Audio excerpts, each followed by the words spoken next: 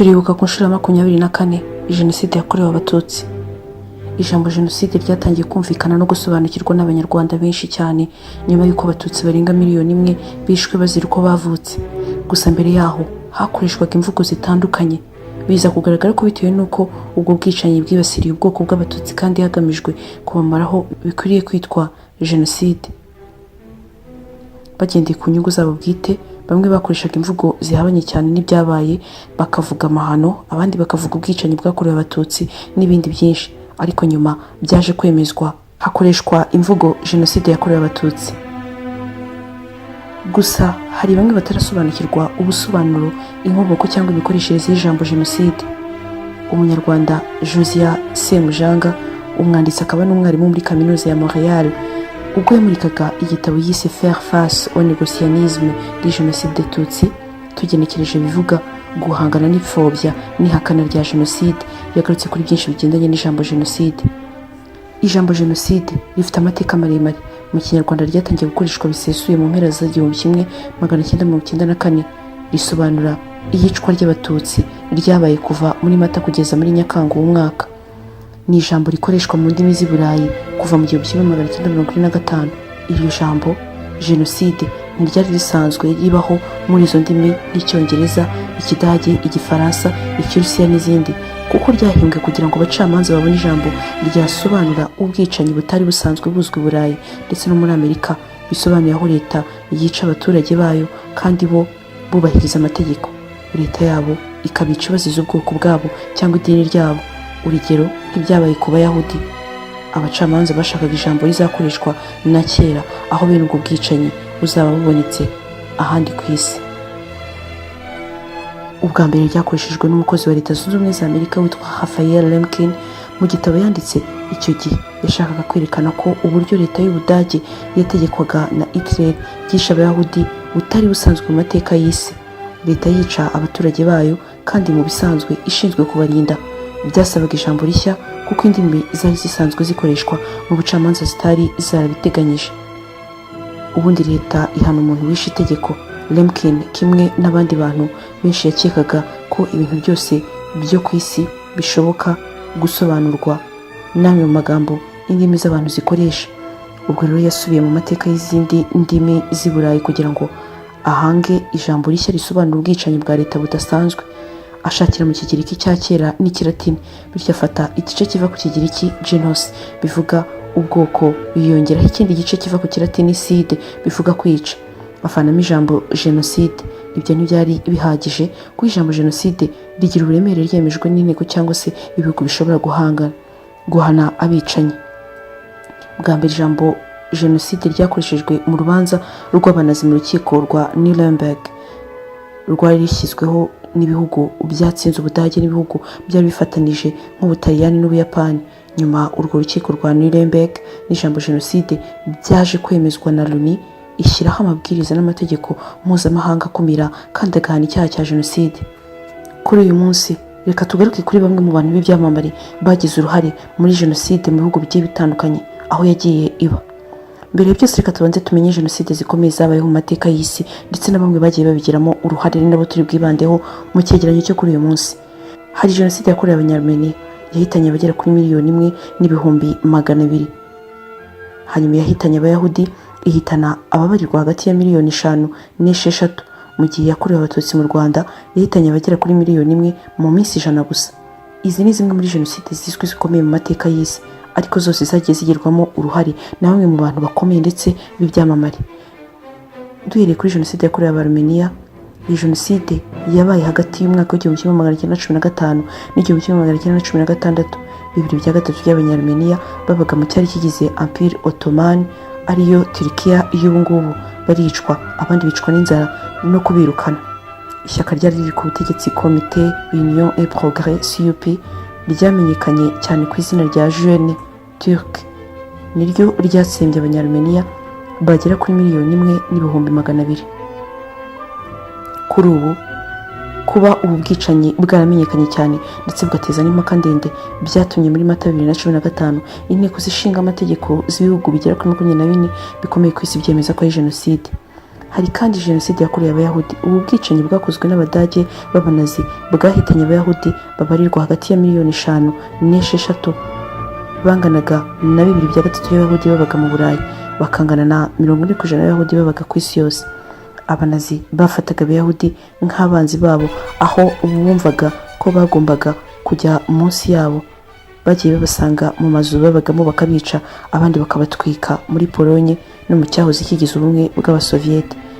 ubu bwicanyi bwakorewe abayahudi bukozwe n'umutwe w'abanazi wari ukuriwe na Adolf Hitler, bwabaye ahagana mu gihe cy'intambara ya kabiri y'isi, nyuma yo kugaragaramo ibyaha by'intambara n'ubwicanyi bwakorewe ikiremwamuntu. Byatumye ahagana mu mwaka w'1938 umuryango w'abibumbye uvuga ko iyi nayo ari jenoside. Jenoside yakorewe abatutsi mu Rwanda mu mwaka w'1994 yakorewe abatutsi mu Rwanda ifatwa nka jenoside yihariye kurusha izindi jenoside zabayeho ku isi. Akenshi ikaba yarateguwe mu kinyejana cyose, ariko ikorwa mu minsi 100 gusa. Abatutsi barenga miliyoni 1 baricwa. Jenoside yakorewe abatutsi mu Rwanda ikaba ijya gusa cyane n'iyakorewe abayahudi ikozwe n'abanazi, kuko umugambi w'ubwo bwicanyi wari uwo gukuraho burundu ubwoko bwari bwibasiwe. Izi si zo jenoside zonyine zabayeho mu mateka y'isi zikomeye, kuko no muri Bibiliya havuga ubwicanyi bwakorewe ubwoko, ariko ngo n'ubwoko bwari bwarananiranye, nuko Imana ibutsembaho burundu ubwo yari yararakariye Abisirayeli bariho muri icyo gihe, ikuraho abitaga Abamalekite ndetse n'Abamidiyani.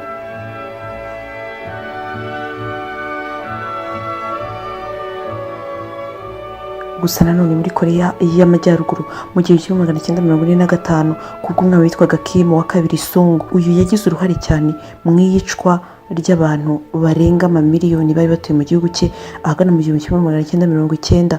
ubwo uyu mugabo ngo yahitamo kwicisha ubwoko bumwe, kwicisha abantu bamwe inzara ngo kugira ngo bakunde bashireho burundu abatabakozeho, ndetse by'umwihariko yica n'abamurwanyaga bari muri gereza bagera kuri 65 bose.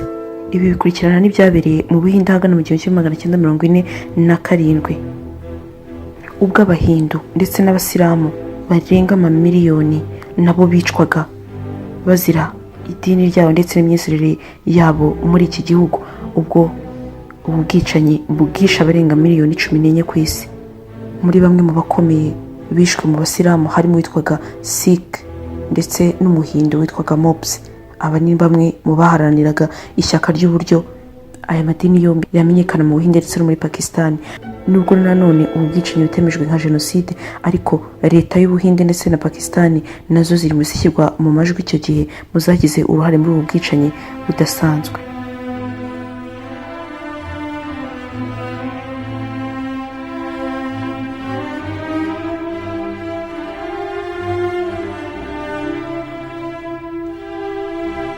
Hari kandi nanone ubwicanyi bwakorewe abantu bo muri Cambodia mu 1975. Guverinoma y'abakomuniste yafataga itsinda ry'abantu ryarimo abanyamakuru, abarimu, abacuruzi bakomeye, uwitwaga wese ko yize muri icyo gihugu, ababudiste ndetse n'abandi bantu basanzwe ngo bambaraga amadarubindi. Aba bose bashyirwa hamwe nuko baricwa, ndetse mu buryo buteye agahinda. Kuri ubu habarurwa abarenga miliyoni 2 bishwe, hafi 20% y'abari batuye muri Cambodia bose bapfiriye ahitwaga Khmer, mbere y'uko mu 1979 batabarwaga n'Abanyavietnam bakohereza ingabo zikaza gutabara bari basigaye, kuko nabo bari bahuye n'ibibazo byo kwicwa. Hari kandi ubwicanyi bwakorewe aba Holocaust mu 1939 kugeza 1945. Kuri ubu ntago iyi nayo ifatwa nka jenoside, ariko nabwo n'ubwicanyi budasanzwe kandi bwahitanye abatari bake mu gihe cya Hitler. Abantu barenga miliyoni 7, kimwe cya kabiri cyabo barimo abayahudi, ngo bamwe babicishije inzara abandi barabamanika. Ibi nabyo bifatwa nk'ubwicanyi bugendeye ku bwoko bw'abantu, ku itsinda ry'abantu ritoranyijwe. Igitangaje muri ibi nuko Abarusiya, Abashinwa, Abadage batari barigeze bahura n'ibibazo nk'ibi ngibi mbere y'uko ubwicanyi bwakorewe Holocaust bwabayeho.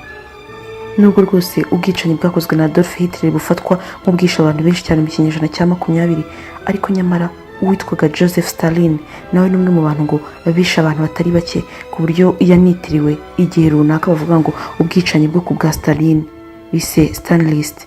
Ni mu gihe cy'abasoviyete ubwo bakuragaho abantu bari mu matsinda bitaga ba kulaks, ahishwe miliyoni 2. Itegeko ryari ryatanzwe na Stalin ryiswe Order number 00447.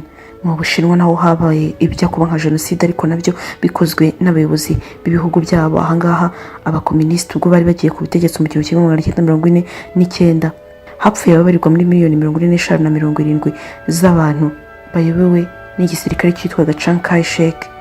Abambere bapfuye mu cyiswe Great Leap Forward, aho umuyobozi w'Abashinwa witwaga Mao Zedong yashakaga kuzana ubuhinzi bugezweho ndetse n'ibigendanye n'ikoranabuhanga ryariho muri icyo gihe, nuko bituma yicisha abantu inzara hagati mu 1958 1961 hapfa abantu benshi cyane muri icyo gihe ndetse nta nicyo byabaga bimutwaye. Ibi rero nabyo bikaba bifatwa ibyari bigiye kuba jenoside nubwo itaremezwa n'ishami ribishinzwe. Nicyo bise Cultural Revolution, yishe amamiliyoni y'abantu biciwe nabo muri prison, bamwe babatema imitwe abandi babicisha inzara kugeza ubwo bashizeho. Izi ni zimwe mu ngero zagiye zibaho nazo zigahitana batari bake kandi nabo bazize uko bavutse cyangwa se uburyo ubuhanga n'ubwenge bafite. Nyamara usibye Adolf Hitler wagize uruhare mu kwica amamiliyoni y'ubwoko bw'abayahudi, uwitwa Mao Zedong uyu nawe ni umwe mu bishe abarenga miliyoni 78 z'abantu baziza uko bavutse.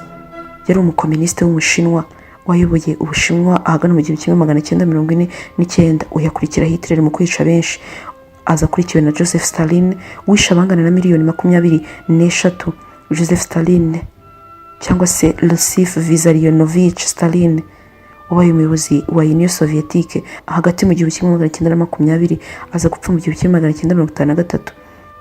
Hideki Tojo uyu yari general mu gisirikare cy'igihugu cy'Ubuyapani mu gihe cy'ubwami, akaba yarabaye icyarimwe minisitiri w'intebe na minisitiri w'ingabo. Gusa ibi bikaba bitaramunyuze kuko ngo nyuma yaje no kuba minisitiri w'umuryango, minisitiri w'ububanyi n'amahanga, minisitiri w'uburezi ndetse aba na minisitiri w'ubucuruzi. Ku ngoma ye akaba yarivuganye abantu barenga miliyoni 5. Umwami Leopold II wo mu Bubiligi wizeraga ubukoloni cyane, aho yumvaga ngo gukoloniza ibihugu by'amahanga bikwiriye ku gihugu cye yabona ari igihangange. Uyu nawe nyuma y'umwaka yaje kugera mu gihugu cya Congo, yashinze koloni yitwa Congo Free State abifashijwemo n'ingabo ze. Ku ngoma ya Leopold akaba yarahitanye abantu bari hagati ya miliyoni 2 na miliyoni 15. Adolf Hitler yabaye umuyobozi w'ishyaka ry'abanazi mu Budage. Yari umunyagitugu wujuje ibyangombwa, akaba yarayoboye igihugu cy'Ubudage hagati muri 1934 na 1945. Uyu yakoze ubwicanyi bw'abaturage bagera kuri miliyoni 17. Muri bo hakaba harimo miliyoni 6 z'abayahudi n'imwe n'igice y'abanyaromaniya. Azwi cyane nk'umuperezida wakoze jenoside y'abayahudi. Aba bose ni bamwe mu bantu b'ibyamamare bari baragiriwe icyizere n'abaturage babo bagomba kubarinda, ariko nyamara bikarangira bahindutse abagome, abicanyi. Bahisemo ko abaturage babo bazira akarengane ku buryo bavutse, nyamara bari baragiriwe icyizere mbere.